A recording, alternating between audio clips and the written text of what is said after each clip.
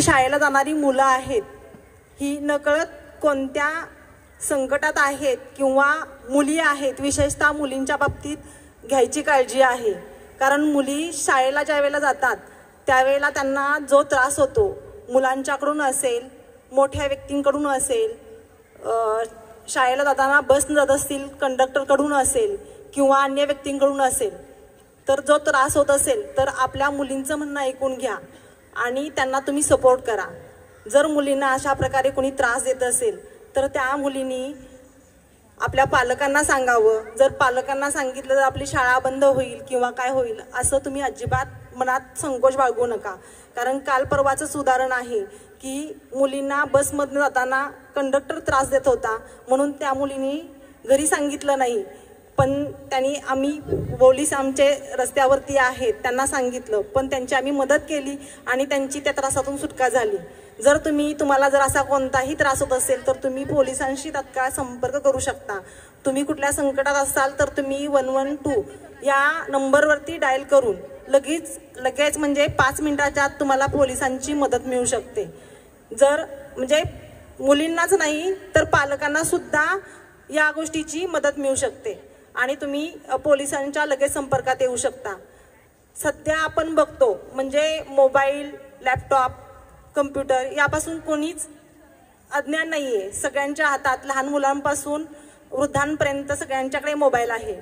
पण social media आणि आपण जे आता फ्रॉड बघतो त्याच्यावरून मग सोशल मीडियाचे आपले अकाउंट असतील ते हॅक होतात, त्यामुळं मुलींना त्रास होतो. लोकांना म्हणजे सायबर क्राईमचे जे प्रकार घडत आहेत, अकाउंट हॅक होणं, पैसे जाणं, ह्या प्रकारच्या ज्या तक्रारी होत आहेत त्यापासून तुम्ही सावध राहा. आपले पासवर्ड कुणाला सांगू नका किंवा तुम्हाला एखादी लिंक जर मोबाईलवरती आली असेल तर ती कुणीही शेअर करू नका.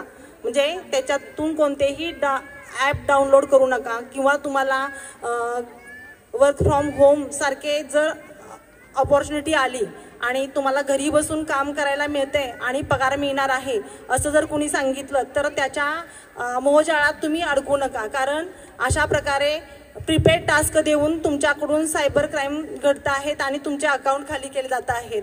तर या प्रकारच्या मोहांना तुम्ही बळी पडू नका. कारण एखादं टास्क तुम्हाला दिलं जातं, एखादी हॉटेल किंवा लॉजेस आहेत किंवा बसेस वगैरे ह्या ज्या आहेत किंवा प्रेक्षणीय स्थळं आहेत त्यांना तुम्ही लाईक करा अशा प्रकारचे आमिष दाखवले जातात आणि तुमच्या अकाउंटला पहिल्यांदा 100-150 रुपये किंवा 2-3 हजार रुपयेपर्यंत ट्रान्सफर केले जातात आणि तुमच्याकडून लाखो रुपये उकळले जातात. तर तुम्ही अशा प्रकारे कोणत्याही मोहात अडकून अशा क्राईम्सना बळी पडू नका. तसेच मुलींना माझं सांगणं आहे किंवा मुलांना सांगणं आहे, तुम्ही इंस्टाग्राम किंवा फेसबुकवरती जे अकाउंट उघडता ही सर्व 10वीपर्यंतची मुलं आहेत, म्हणजे 18पेक्षा कमी वयाची आहेत आणि यांना फेसबुक किंवा या गोष्टीवरती सोशल मीडियावरती अकाउंट उघडू नये आणि या सोशल मीडियाचा त्यांनी सध्या वापर करू नये. कारण यांची अकाउंट हॅक करून पोर्नोग्राफीसारखे प्रकार होत आहेत. न्यूड फोटोज म्हणजे तुमचे डीपीला फोटो जे असतात ते तुमचा चेहरा वापरून वेगळ्यांचे पिक्चर्स, न्यूड फोटोज करून तुम्हाला टॉर्चर केलं जाऊ शकतो आणि सेक्सटॉर्शन सारखे गुन्हे घडू शकतात. त्यातून एखाद्या मुलाची आत्महत्या होऊ शकते. मुलं अशा यांना बळी पडलेले आहेत आणि त्यातून आत्महत्येसारखे प्रकार झालेले आहेत. त्यामुळे पालकांनी सुद्धा मुलांच्या हातात मोबाईल देताना त्यांनी कोणती साईट ओपन केलेली आहे किंवा काय पाहतात मुलं हे जरूर लक्ष द्यावं. एवढं मी आपलं काही जास्त वेळ घेत नाही आणि सर्वांना मी शुभेच्छा देते आणि जे मुलांनी आता परफॉर्मन्स केलेले आहे त्यांचं सर्वांचं मी अभिनंदन करते. त्यांच्या यशामध्ये पालकांचं तर वाटा आहेच, त्याचबरोबर जो इथला अकॅडमिक स्टाफ आहे त्यांचंही खूप मोलाचं मार्गदर्शन आहे आणि त्यांनी मार्गदर्शन केल्यामुळे तुमची मुलं सध्या चांगल्या प्रकारचे शिक्षण घेत आहेत आणि त्यांचे भविष्य उज्ज्वल होत आहे.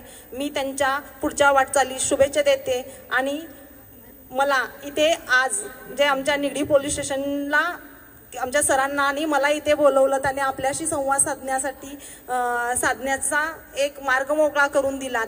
यानंतर मी आपल्या विद्यार्थ्यांशी जास्त वेळ संपर्क म्हणजे जे अजून आमचे सायबर क्राईम्स असतील किंवा महिलांच्या बाबतीत जे गुन्हे आहेत किंवा इतर जे गुन्हे घडतात किंवा आपण त्यापासून कसं संरक्षित राहायचं याबद्दल मी मार्गदर्शन करेन. मी आता आपला काही जास्त वेळ घेत नाही. इथे मला बोलवून जो आम्हाला आमचा कौतुक केलं आणि तुमच्याशी पालकांशी आणि विद्यार्थ्यांशी संवाद साधण्याची संधी उपलब्ध करून दिली त्याबद्दल मी स्कूल मॅनेजमेंटची आभारी आहे आणि धन्यवाद. Thank you ma'am for your valuable guidance.